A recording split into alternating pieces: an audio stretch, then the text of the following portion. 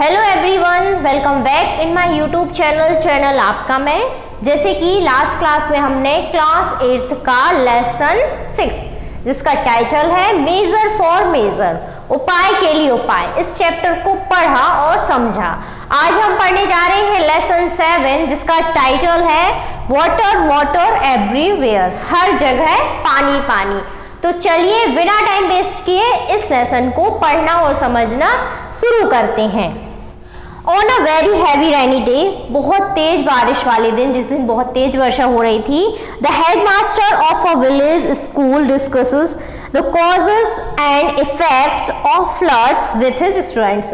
गांव के स्कूल के जो हेडमास्टर थे, प्रधान अध्यापक थे, वो अपने बच्चों के साथ बाढ़ के कारणों एवं उसके प्रभाव के बारे में चर्चा करते हैं। He begins to talk to the students. वे अपने स्टूडेंट्स से, अपने छात्रों से बात करना शुरू करते हैं। HM यहाँ पर हेडमास्टर बोलते हैं It's raining cats and dogs. कहते हैं कि कितनी तेज मूसलाधार बारिश हो रही है। विनय, Sir, do you mean cats and dogs are falling from the sky? तो विनय पूछता है कि सर, क्या आपका ये मतलब है कि कुत्ते बिल्लियां आसमान से गिर रहे हैं? तो HM, No, I mean it's raining heavily. नहीं, मेरा ये मतलब है कि बहुत तेज बारिश हो रही है। The idiom cats and dogs used to indicate heavy rainfall. जो idiom है, जो मुहावरा cats and dogs है, वो बहुत तेज बारिश को इंगित करने के लिए उपयोग किया जाता है। Arjun, oh it's interesting. Arjun कहता है कि अरे ये तो बहुत ही इंटरेस्टिंग है, रोचक है। HM, Do you know what a disaster means? HM पूछते हैं कि क्या आपको पता है कि डिजास्टर का मतलब क्या होता है? डिजास्टर मीन्स क्या होता है? आपदा। तो ऐशु, नो सर आई डोंट। ऐशु कहता कि नहीं सर, मुझे नहीं पता। What does it mean? इसका क्या मतलब होता है? तो HM, disaster is an unexpected event. Disaster जो है आकस्मिक घटना है।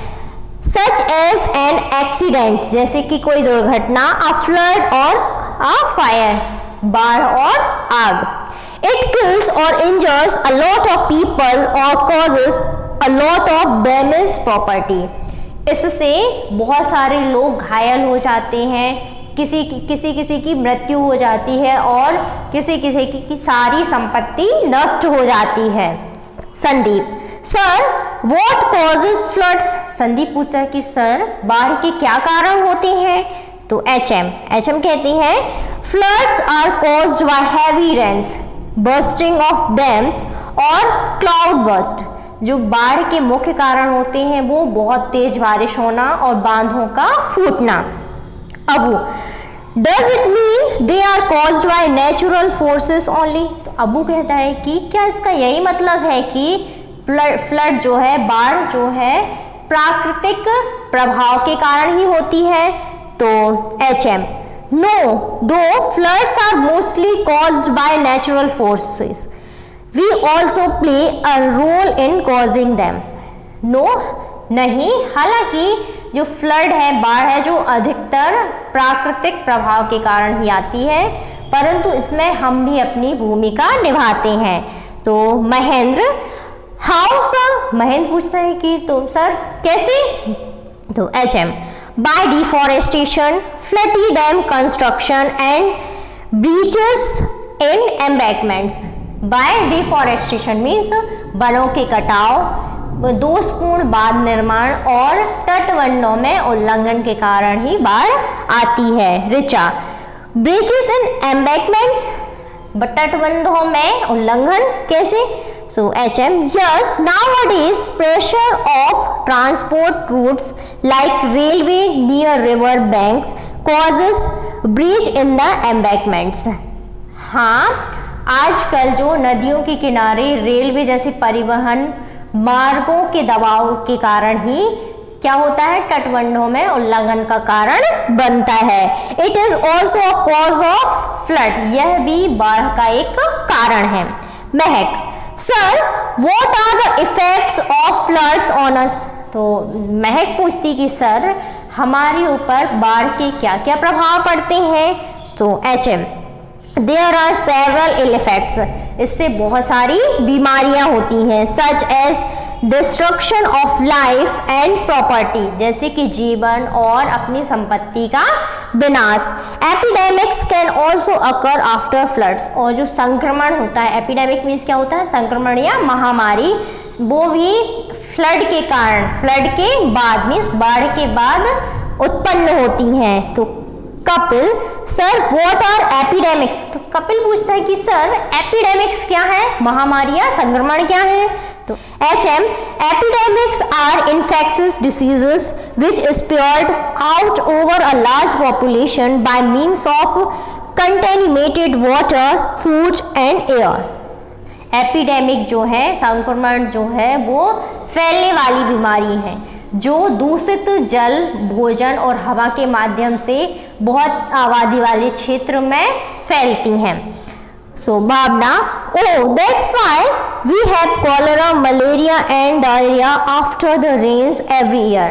तो अरे अच्छा, इसी के कारण, यही कारण है कि हर साल बरसात के मौसम के बाद हमें कॉलेरा, मलेरिया और डायरिया जैसी बीमारियां होती हैं। HM, yes and soil erosion is another ill effect of floods. हाँ, और जो मिट्टी का कटाव है, जो बाढ़ का एक बुरा असर है। Ashish, sir what should we do in a situation when floods comfort us. Sir हमें उस स्थिति में क्या करना चाहिए जब हम बाढ़ का सामना करते हैं। तो HM, always remember to keep an eye on the water level of the river or the stream, especially when it is raining heavily। हमेशा ये याद रखना चाहिए कि जब बहुत तेज बारिश होती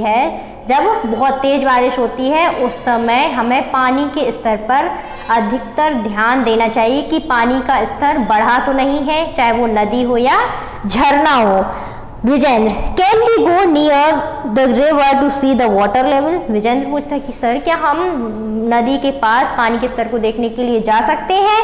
तो HM, no never do it, नहीं बिल्कुल ऐसा भी कभी नहीं करना है। It is risky for children, यह बच्चों के लिए बहुत ज़्यादा खतरनाक है। द वॉचमैन और the person on duty should do that, जो वॉचमैन है वहाँ का और जो भी कोई भी व्यक्ति जो उस समय वहाँ पर ड्यूटी पर है, उसे यह कार्य करना चाहिए। Nisha, sir last year some children of the nearby village went near the stream and one of them got drowned. Sir पिछले साल पास के गांव के कुछ बच्चे झरने के पास गए थे और उनमें से एक बच्चा उस झरने में गिर गया। सो HM, yes it was horrible, हाँ ये बहुत ज़्यादा खतरनाक था। So always keep a safe distance from a flooded river or stream। तो हमेशा ये ध्यान रखना कि जहाँ भी फ्लडेड रिवर, चाहे वो बाढ़ वाली नदी हो, चाहे वो झरना हो, उससे दूरी बनाए रखो। Pappu, sir what should we do when the watchman informs us that the situation is getting worse or alarming। Sir Pappu ये पूछता है कि सर हमें उस स्थिति में क्या करना चाहिए जब वहाँ का वॉचमैन हमें ये जानकारी दे कि स्थिति जो है बहुत ज़्यादा खतरनाक और चिंताजनक है। तो HM, now you have to make some necessary arrangements to cope with the situation. अब आपको कुछ आवश्यक, इस स्थिति से निपटने के लिए कुछ आवश्यक प्रबंध करने हैं। सो रचना पूछती है वॉट आर दे, रचना पूछती है कि वो क्या है। तो HM, first don't get panicky in any circumstance. HM बोलते हैं कि पहली बात तो ये है कि आप किसी भी स्थिति में घबराना नहीं है आपको। ऐशु, यस सर, ऐशु कहता कि हाँ sir. HM, and try to help your parents, और अपने माता पिता की मदद करने की कोशिश करें। So Shubham, how can we help them. Shubham पूछता है कि सर हम उनकी मदद कैसे करें। तो HM, if your house is in danger, यदि आपका घर खतरे में है, move out immediately to a safe distance, तो तुरंत ही कुछ सेफ डिस्टेंस में सुरक्षित स्थान पर चले जाएं। Nagma should be climb a tree. Nagma पूछती है कि सर क्या हम पेड़ पे चढ़ सकते हैं या हमें पेड़ पे चढ़ना चाहिए। So HM no don't climb a tree, नहीं पेड़ पे नहीं चढ़ना है। इट कैन बी डेंजरस, यह बहुत खतरनाक हो सकता है। So HM move toward a higher place. HM बोलते हैं कि ऊंचाई वाले स्थान पर चले जाओ। It is better to shift to a concrete house like a school building, a temple और अ ग्राम पंचायत भवन। यह बहुत अच्छा होगा कि तुम किसी ठोस इमारत, ठोस घर, जैसे कि स्कूल की बिल्डिंग हुई, वो भी ऊंचाई में होती है, मंदिर और ग्राम पंचायत भवन, इसके ऊपर चढ़ जाएं।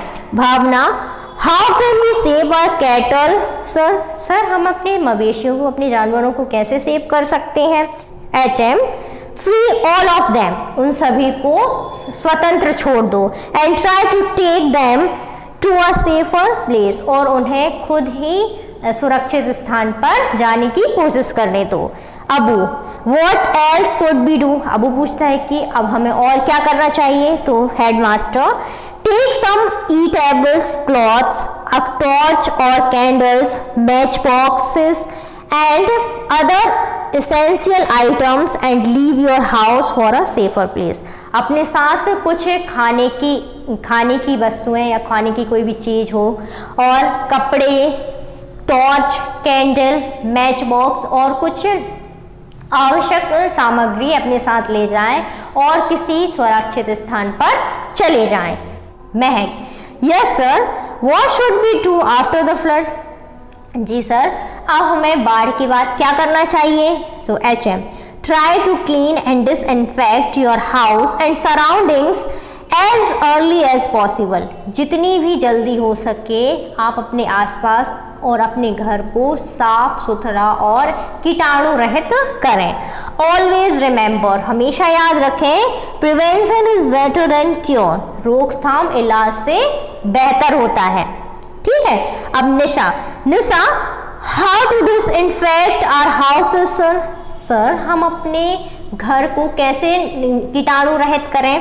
तो HM spray some pesticides like DDT, lime water, kerosene, phenol etcetera in and around your house. अपने घर में और अपने घर के आजू बाजू आसपास कुछ कीटाणु रहित दवा का छिड़काव करें, जैसे कि DDT हो गई, नींबू का रस हो गया, केरोसिन मिट्टी तेल हो गया और phenol. But the most important measure is to take care of drinking water. परंतु ये महत्वपूर्ण जो उपाय है वो है आपको अपने पीने का पानी कैसे सुरक्षित रखें, अपने पीने के पानी को सुरक्षित रखना। Sarjeet sir what should be do to purify the drinking water. हमें अपने पीने के पानी को कैसे प्यूरिफाई करें, कैसे साफ करें हम। सो HM use chlorine tablets for purifying and drinking water और बॉयल इट। अपने पीने के पानी को के अंदर क्लोरीन की टैबलेट्स को डालें, क्लोरीन की जो दवाइयाँ आती हैं उनको डालें या उसे बॉयल कर लें, उबाल लें। ठीक है, Abu what else should we do sir हमें और क्या करना चाहिए। तो HM take the members of your family to a hospital. अपने घर की सदस्यों को हॉस्पिटल ले जाएं। And the cattle to a veterinary hospital to get proper medical treatment and vaccines against diseases. और अपने मवेशियों को, अपने जानवरों को पशु चिकित्सालय ले जाएं, बीमारी जो फ्लड के कारण जो बीमारियां होती हैं उनसे लड़ने के लिए उनका इलाज कराएं। सो ऑल स्टूडेंट्स, सभी स्टूडेंट्स कहते हैं thank you sir, today you have given us very valuable information. Sir आपने हमें आज बहुत ही महत्वपूर्ण, बहुत ही उपयोग वाली जानकारी दी है। HM okay now go back to your houses. ठीक है, अब आप अपने घर वापस जा सकते हो। मे गॉड फॉरबिड, भगवान ना करे कभी, but At any time in future you hear some alarming news like a flood, कभी भी आप फ्यूचर में, भविष्य में इस तरह की कोई भी घटना, कोई भी चीज़ के बारे में आपको पता चले जैसे कि बाढ़ हुई, do shift to a safe place like this school building with your family and neighbors as soon as possible. जितनी जल्दी हो सके अपने परिवार वालों के साथ, अपने आस पड़ोस को लेकर किसी सुरक्षित स्थान पे चले जाएं या इस तरह की जो स्कूल की बिल्डिंग है उसके ऊपर चढ़ जाएं. ये रहा आपके लेसन का हिंदी अनुवाद. आई होप आपको बहुत अच्छे से समझ में आया होगा. तो चलिए मिलते हैं नेक्स्ट क्लास में न्यू चैप्टर के साथ. Thanks for today.